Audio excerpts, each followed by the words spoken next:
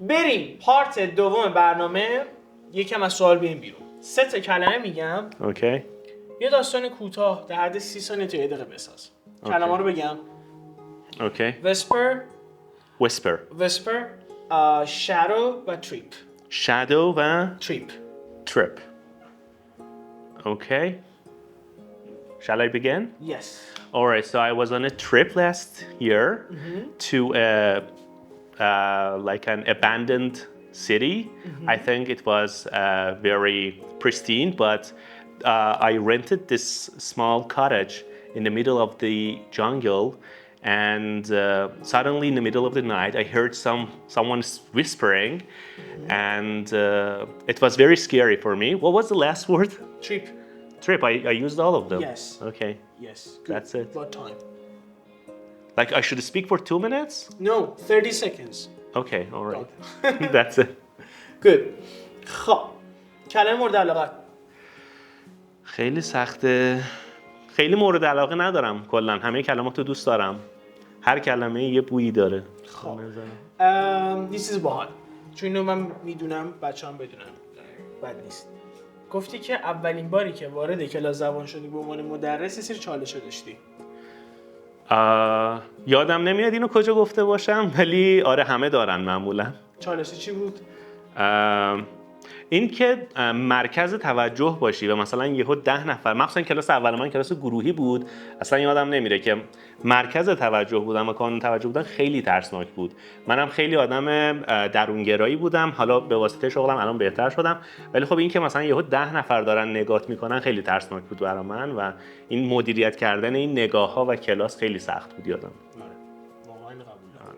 خب بریم پارت سوم برنامه. میخوام چند تا اسم بگم. اوکی. نظرتو تحت عنوان یک کلمه به ما بگو. باش. ترجیحاً کلمه انگلیسی باشه. عالی. نبود دیگه. اوکی.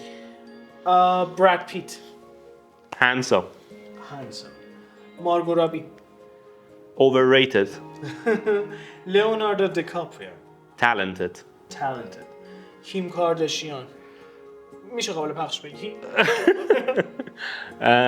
کیم کارداشیان. well rounded. You can say. سیدنی سوینی. media hype. دکتر زنگنه. charismatic. Good. Okay. خب بریم پارت چهارم. قراره که یه سری حرف بگم. و با اینا 3 تا کلمه بساز. یکیشو که خودت قبل برنامه گفتی دیگه. و قبل از این حروفمونه. چالش بود، مشخص بود، کاملا واضح بود اصلا. دیگه چی میتونیم باش بگیم؟ با همینا یه کلمه دیگه هم بسازم. آره 3 تا بساز. چالش خیلی زیاد میشه ساخت فکر کنم. چیا داریم؟ چینج هم میشه. چینج میشه باهاش. لاین میشه باهاش ساخت. لاین. No, there is I. آی نداریم. همون اله. خب چنج. چرا نمیبینم؟ سن زیاد. آره واقعا. نه کلمات رو نمیبینم. کلمات ساده میشه ساخت ولی. لگ. یکیش لگ. یکیش لگه. یکیش گل. میتونم بسازم. وایم نداریم. هیل رو میتونم بسازم. هیل. Good. That's it.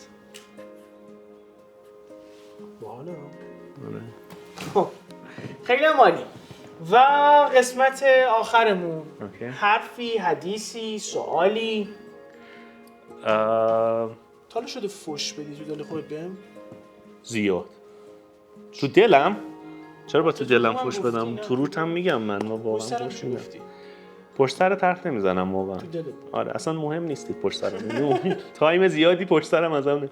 فقط وقتایی که میبینمت یادت میفته. زنگ میزنم مثلا چی؟ آره. عمدتاً هم پنجشنبه مثلا هفته شب دقیقاً. چون شنبه کلاست مونده و استاد نیاز داری. معمولاً هم نمیگیره. چرا میگیرم؟ خدا اینو داره دروغ میگه. اینو داری دروغ میگی دیگه. 2 تا به زور نه دیگه واقعا تایممو دادم دیگه من به هر حال. خب در مورد زبان آموزها یه درد و دلی دارم که میخوام، حالا درد دل میان اینکه توی آزمون ها مخصوصا همه دنبال راه فرارن. نمیدونم این چه چیزیه که وجود داره متاسفانه. اولین جمله‌ای که میگن استاد اون تکنیک ها رو به ما میگیم، مثلا اینکه مثلا یه چیزایی وجود داره که ما نمیخوایم بگیم، یا مثلا یه معجزاتی ما میتونیم بکنیم که فعلا توی این مرحله نمیخوایم اون مرحله رو آنلاک بکنیم، در حالی که واقعا هیچ چیزی وجود نداره. توی همه آزمون ها من شاگرد داشتم که با واقعا 20 جلسه آیلتس 8 رو گرفته و الان هم کاناداست، با هم در ارتباطیم به خاطر اینکه فقط جنرالش خوب بوده.